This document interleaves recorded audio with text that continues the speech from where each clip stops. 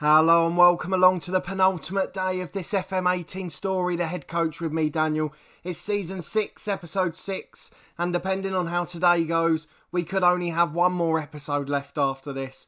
If not, we'll have a doubleheader tomorrow, but we've got the big old firm doubleheader. It's Rangers at home first and Celtic away second, sandwiched by a St Mirren replay in the Cup because we couldn't beat the Championship side at home, which is a bit of a worry. But aside from that, all has been going just okay on the pitch. Off the pitch is a completely different matter, but we'll come to that in a minute. So if we go to the schedule and have a look at what's been happening, you join me for that 5-2 defeat in our first game away at Aberdeen. Since then, things have got a little better. Just one defeat in 6, and that was against Rangers, which we would have expected. We drew at home in the following game against Partick Thistle. We thought we'd won it. We scored 2 goals in the first 4 minutes of stoppage time to go 3-2 up, and then still had time to let one in the 95th minute. Just 30 seconds later, they ran from the kickoff and scored. But good promising signs going forward there. We then won away to Kilmarnock, our only win so far at the club. We've then had absolute boring football since then. 3 0-0 draws and a heavy defeat to Rangers. We've not scored in 4 games, and part of the reason is Barry Irvine, the striker. We drew 0-0 with Motherwell in the league. Raith Rovers, our rivals for relegation, away in the league. A crucial point that meant we didn't get drawn any closer to them at the bottom. And against St Mirren in the Cup, as we'd already mentioned. And we got beaten 4-0 by Rangers. But similar to Aberdeen, they played with the exploit front three, which we just couldn't handle. Now, one thing I didn't notice when we were looking at our star man, Barry Irvine, in the last episode, when we joined Ross County, is that although he's a 4-star player and he looks a fantastic striker, and I think I said at the time I'd take him at the top of the Championship, he's only actually scored 1 goal in 41 league appearances for the club, and over half of them have been starts. If we go and have a look, his goal was a few games ago against Kilmarnock. Other than that, he's never scored for the club. So we're a little bit concerned about that, and I'm not quite sure why, because he really seems to be struggling despite the fact that we've got a lot of service going into him. He's just wasting clear-cut chances. As I mentioned though, off the pitch we've been having a few problems. Dynamics has come back to haunt us today. You can see things have moved up since the last day, but it's already really bad. We've got poor dressing room atmosphere and very poor managerial support. One of the reasons is because we weren't playing with wingers, I transfer listed this guy, and it turns out that as well as being our most valuable player and our highest paid player, he's also the only team leader at the club, which I hadn't noticed, and he caused a dressing room revolt supported by about 20 players, and unfortunately as a result they all turned against me. If we look at the social groups, he's in the group with almost all of the squad. They all turned against me, and only a couple of them, including Mark O'Hara, who I slated in the last episode, actually came to my defence.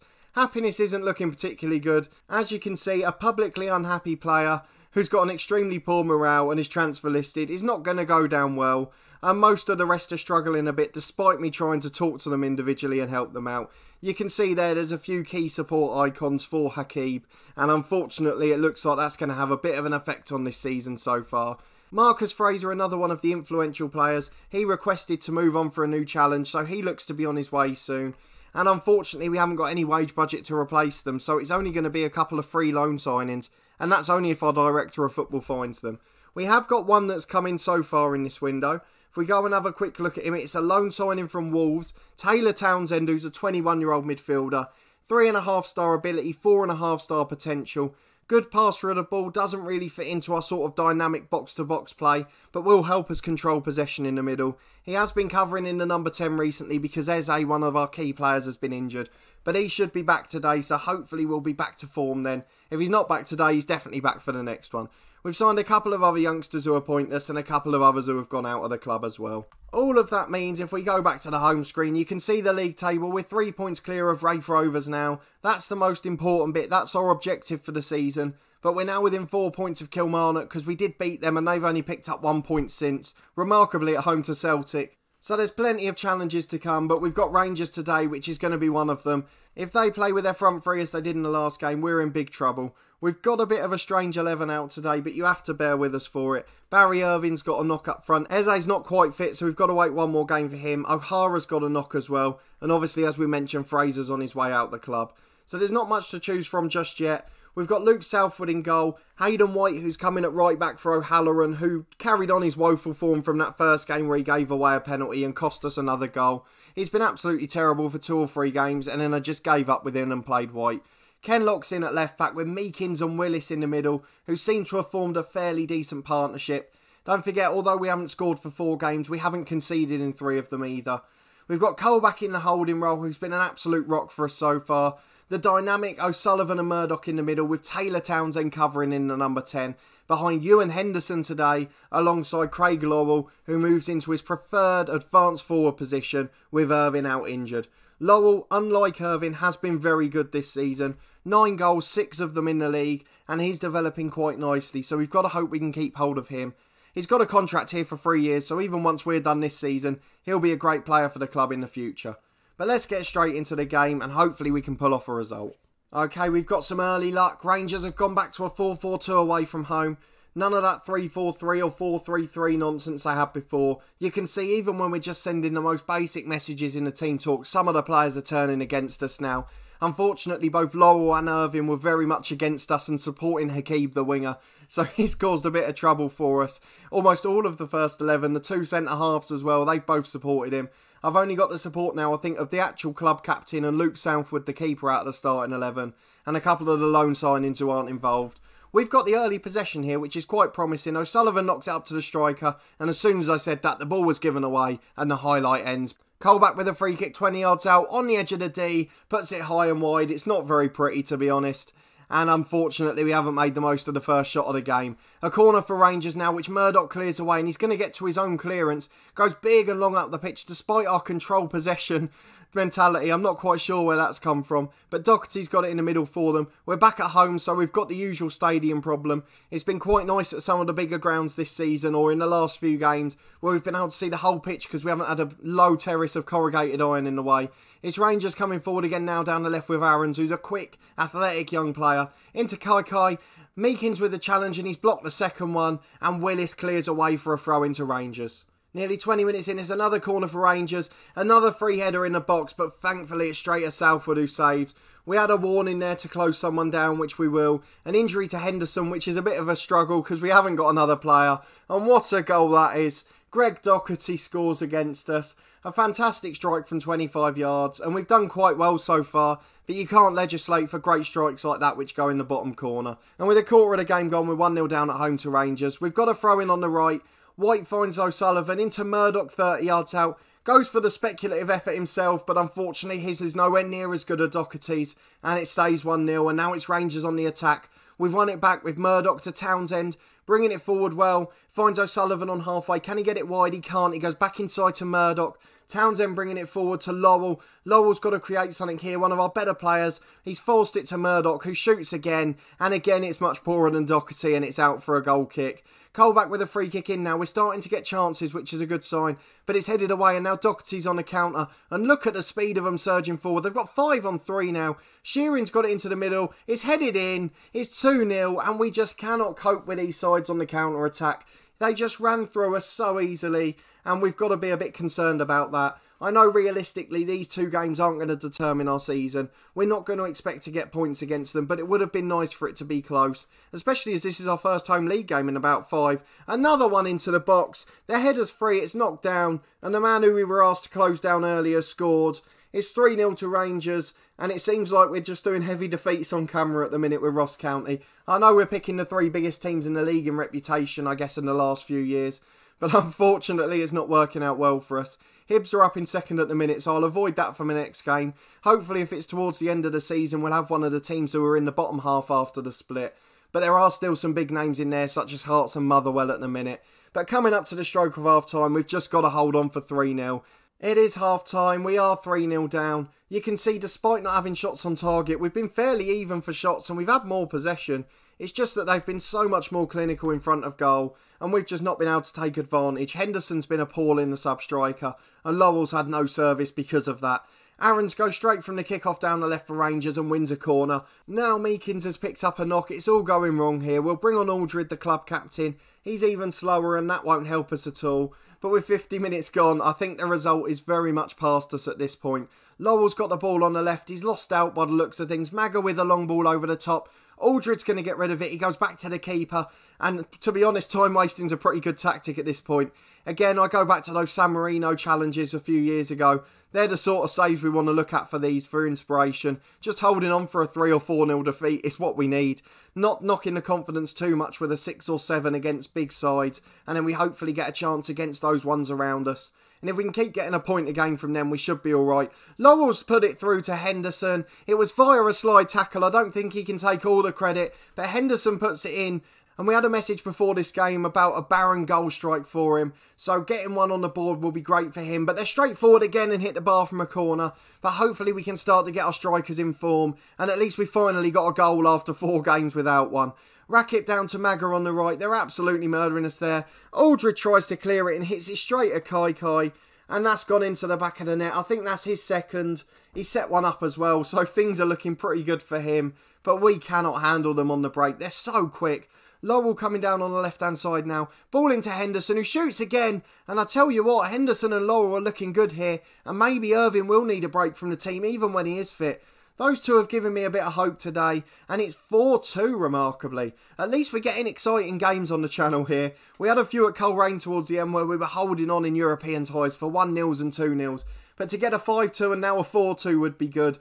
Although we're on the wrong end of both of them. Colback knocks it down, but Doherty intercepts. And now Kai's been put in for a chance at his hat-trick. Will he get in or will he be unselfish? He's gone back to John, into Shearing at the edge of the box who heads wide. And we're going to make some changes now. Colback's had a poor game in holding midfield. We'll bring on Jack Thompson for him, who's a natural anchor man. Hopefully he'll shore things up at the back for us. We will bring on Lloyd Kelly as our other sub because Kenlock's had the worst game of our outfield players and he's one of our best replacements on the bench. It's very strange here having 2 excellent left backs and then nothing at right back. Long goal kick up the pitch, but it's come straight back for Rangers. Shearing, their key man, bringing it forward. I know he's not been in this game, but he is their key player. Statistically, he's their best rated. He's about £3 million and he's got Premier League clubs after him. Aaron's on the left into Kai, and he obviously heard me say that and said, "You're not telling me I'm not the key player." As he scores a hat-trick, and for the second time in a row, it's 5-2, and at this point I just hope it ends that way and we don't have more to concede.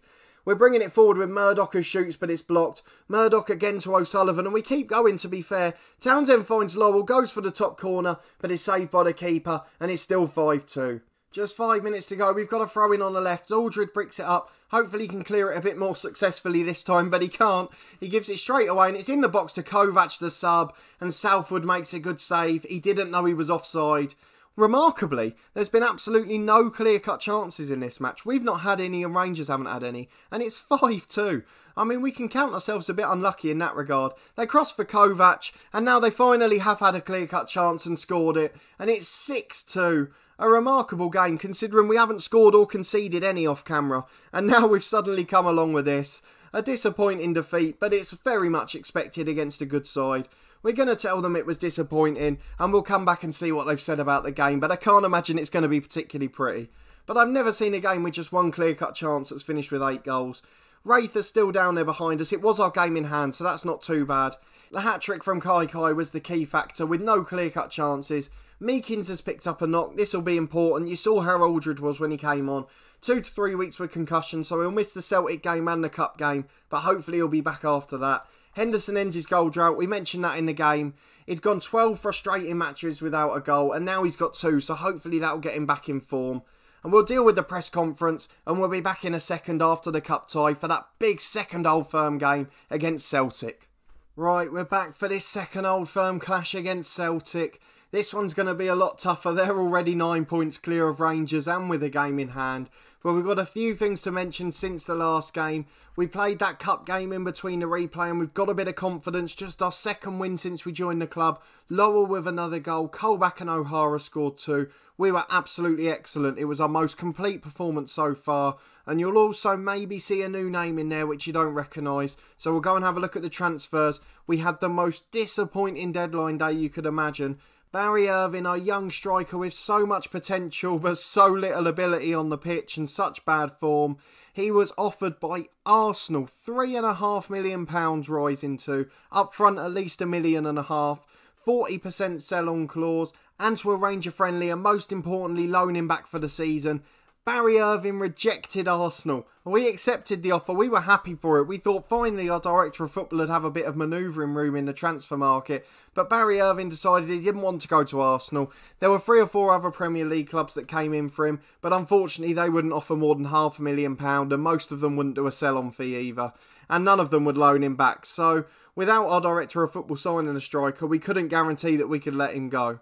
But there was some movement nevertheless, so if we go and have a quick look, there were a few ins and a couple of outs. We mentioned Marcus Fraser wanted a new challenge. He went to Dundee United for 90 grand. And Hakib, the danger man, the man who's causing all the problems in the dressing room, he started the revolt and now he's off. We're paying his wages still, but he's out of the club and his loan fee's covered. So it's not too bad for us in all honesty, and we just had to get him out.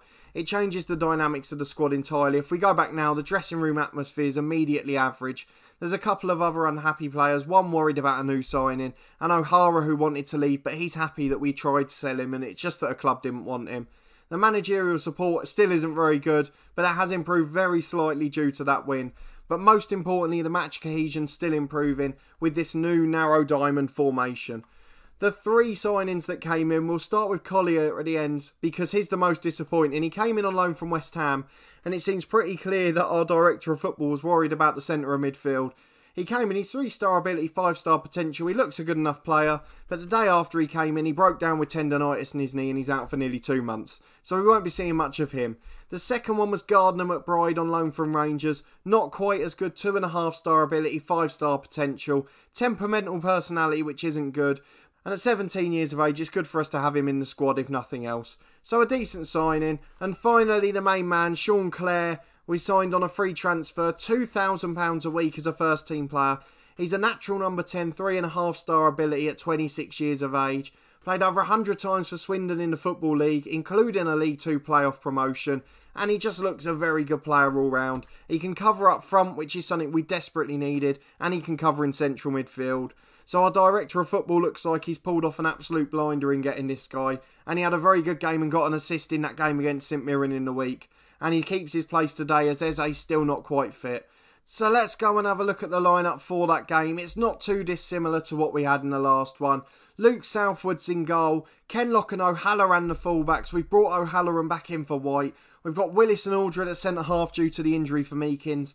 Cole back in the holding role with Townsend and Murdoch in the middle. Clare at number 10, which pushes Townsend back. O'Sullivan makes his way onto the bench instead. And up front, we've got Irving back to fitness. And he'll play alongside Lowell as we hope to get things over the line and play a bit better and be a bit more competitive than we were against Rangers. In terms of the score sheet, even if not the performance. Eze and Lloyd Kelly still have knocks, so they can't play today. And let's get into it and see if we can pull off a shock. Celtic, like most of the other big teams, playing a formation that completely combats our style, and I think we could be in for a hiding today, and I can see why they're 9 points clear. We're going to ask them to pick up where they left off as my chair's still squeaking. We're going to our tunnel interview. A little bit of weather isn't going to affect us, and we're not going to moan about Hearts at all. They're in the bottom half. I'm surprised to see Craig Levein still there. The managerial loyalty seems to be quite good in Football Manager, unlike real life of course. We've got the early running with Kenlock to Irving down the left. His cross is blocked and Papadopoulos brings away. We had an even balance against Rangers, It's just the fact that in the final third, we weren't quite as good as them, and at the back we were horrific. They caught us out on the counter so many times, and here Celtic come on the counter to do exactly the same thing. The old man Kalinic up front gets in behind, but luckily for us he puts it wide, and with a couple of minutes gone it's still 0-0. Kick on the right to Celtic, they put it back to Donis on the edge of the box, it's cleared away. Armstrong on the left hand side, all of this coming from that free kick. Bonaventura loses out, and can we take advantage now with Clare into Irving on the left hand side? We've got 3 or 4 running into the box now. Irving tries to cross, but it deflects behind for a corner. But it's a pretty promising start so far. They've thrown it in on the right though, and it's another Celtic chance now. Armstrong into Donis on the edge of the box. Turns and shoots, and Southwood tips it over with a quite brilliant save. And now it's a corner to Celtic on the right hand side. Bonaventura with his quality whips it in. Willis heads away, but only as far as Donis 25 yards out. Into Armstrong. Tries to cross, it's overhit, but Kalinic is there. Back to Giulissi on the edge of the box. It's cleared by Townsend after a great challenge. Clare to Irving, and Lowell's in behind now. Papadopoulos is there in no time, and unfortunately the chance ends on the counter-attack. Now it's Celtic coming forward again. We just seem to not be able to hold it up top. We've got 2 little men, it's no surprise. Ralston to Armstrong, 25 yards out again. They seem to be creating space around the edge of the box. Donis in there. Southwood, with a good save, but it was straight at him in all honesty. Not even 10 minutes in and we got another highlight. This is going to be like the Aberdeen game, I can tell. I'll be knackered by half time. Townsend's got it out to O'Halloran on the right again. Townsend again, looking for him in that deeper role to create something a bit more, but it's just been given away, and now they're in behind again. These two old slow strikers can't do anything. Donis is in one-on-one and wastes another good chance, and we are very lucky to be at 0-0 still. They're coming forward again. It's only a minute between highlights again. Ralston on the right. We might have to put together a highlights package for this because this will last all day otherwise. Armstrong shoots from the edge on the left-hand side, but it goes behind for a goal kick. We've got it on the left with Townsend, up to Clare. It's an aimless ball and it's cleared away. We're getting warnings to close down Donis at last. Kalinic on the counter to Armstrong. And considering they're not very fit and they've got a lot of older players, they seem to be getting through us on the counter-attack quite easily. Ralston on the right into Kalinic. And in the air is the place where he's not going to lose out. And unfortunately, after 15 minutes of holding on, it is 1-0. We're not even dominating possession in this one. So let's just drop back to a standard mentality and hold on for a little while. Clare's got the ball 30 yards out to Townsend. Townsend out on the right to O'Halloran. O'Halloran's forced backwards and it goes to Colback. Colback to Clare. Laurel on the edge of the box, 25 yards out, wide to Irving. It was a poor pass in all honesty, but Irving beats his man and crosses to Clare. And he's put it into the side netting. I thought we were nicking an equaliser there. And 20 minutes gone, we're still 1-0 down. But we've had our first chance of the match. Throwing on the right to Celtic to Kalinic. Bonaventura 35 yards out to Ralston. Crosses in but Willis heads away. But again it's Armstrong on the edge and his shot goes awry. And it's still 1-0. It's straight from the goal kick. The action's relentless in this one. Long ball up to Lowell who loses out. And now they're just bringing it forward comfortably. And this is so easy for Celtic. What's Aldred doing there? This is why we struggle when Meekins is out. We had that in the first game against Aberdeen in the last episode. And again today, Aldred just isn't on the same planet or the same level. Bonaventura bringing it forward again. And 25 minutes in, we must have had at least 15 highlights here. Celtic have had 3 clear-cut chances and only scored 1. And luckily the cross is straight at Southwood. Can we get a breather? We can't. It's going to carry on with the goal kick. And it's going to go long and it's going to come straight back as it did last time. Donis down to Kalinic. Kalinic is looking for a man to Bonaventura. There's so much time. Armstrong to Kalinic. And he puts it wide. And it's still 1-0. We've finally had a little breather, but now it's a free kick for Bonaventura who puts it wide. And that highlight ends and it's still 1-0. With just 5 minutes to half time, they've got a corner. Bonaventura to Donis at the edge. Great throwing himself in front of the shot by Laurel. But that's not really what we want our star centre forward to be doing. It shows just how defensive we are in this game. Murdoch clears away. Since we've gone back to standard, we have started to level up the possession and just get a bit of a breather in terms of attacking highlights for Celtic. Townsend's bringing it forward now. He's been poor again. His touch has been awful in there. We've put him in there as the playmaker to try and keep possession. And he's giving it away more than anyone. So we might bring on O'Sullivan soon. Townsend with the ball in his own box. And he better clear this one or he will be off. He clears it straight to Bonaventura. Finds Armstrong. Now Bonaventura again 35 yards out to Donis. It's so easy for them. Look how much time there is. They've got a man over on the right. But luckily they try and shoot. And it looks like we might be able to hold on for 1-0 at half time. Which, despite being completely outplayed, would be a slight improvement in result terms to the last game. That is the break then. It's only 1-0, but we've been absolutely pasted in that game. We're going to tell them their effort's excellent because Celtic are whipping everyone in this league. Again, the players are against me, so I'm getting some unfortunate responses. We're going to think about Townsend, but I'm not going to do it just yet. We'll give it 10 more minutes. I am going to drop him to a defensive playmaker, and I'm also going to drop Murdoch into a central midfield role in defence. Just to try and shore things up a bit more and keep the ball towards the back. We'll drop Clare as well. We're just going to go completely defensive for this second half. It looks like we do have to think about damage limitation against Celtic. Against the others we were getting a sniff in an attacking sense, but in this one we just haven't really got forward at all. Donis gets the ball straight from the Kickoff's cross, but he's forced it back to the edge of the box. Now Bonaventura and Armstrong have space on the edge. Colback charges it down and it's out for a corner. Bonaventura with the corner from the left-hand side. He's giving the hand signal out to the edge of the box to Donis. Turns and shoots to Demmel and it's saved by Southwood. And hopefully we'll get a break from the highlights now. We've got a few more warnings. Let's have a look at them. Ralston's the one we've got to close down this time. Let's get back to the action as they get in with Kalinic on the right again. Back to Donis who scores. And again, it's the experienced man Kalinic who gets in behind. And we're really going to struggle to hold on in this game. Bonaventura out to the left-hand side. Long ball up to Donis. Donis on the left crosses it in. Kalinic with the free header. And now it's 3. 62 minutes gone, and this is going to start to get out of control at the moment. We cannot handle them at all. And every time we try to make a tactical change, a goal scored in the process. Seems to happen a lot in FM18. It's something that I'm not particularly fond of. But we've got the kick-off and we're going to make some subs after this attack. Clear to Lowell. Irvin's in behind if he can find him. Irvin's got time to hold it up. And again, it's too slow and it's cleared. What about higher tempo are we not understanding here?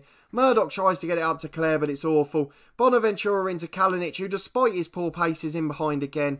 Back to the edge. Now Armstrong, 25 yards. Out to the left-hand side. And they've got another chance to cross for the two men in the middle. Into Armstrong. Kalinic, it's 4. And they're scoring a goal a minute now, which is something we've got to contain. I'm just going to go to the old defensive tactic now. We're going to take Clare off. We're going to put another man in the middle, which will be Colback. And we're going to drop Thompson in as an anchor man. Colback's going to be in the middle. We're going to put him as a central midfielder defending. We've got a deep line playmaker. In fact, we'll put Townsend in the middle just to try and shore things up slightly. Colback can go in as a central midfielder on support. Murdoch can do the same thing on the right-hand side. O'Halloran's been awful again. Almost all the goals have come down that left. The other change we're going to make, I think it is going to be Colback, who will bring off for O'Hara.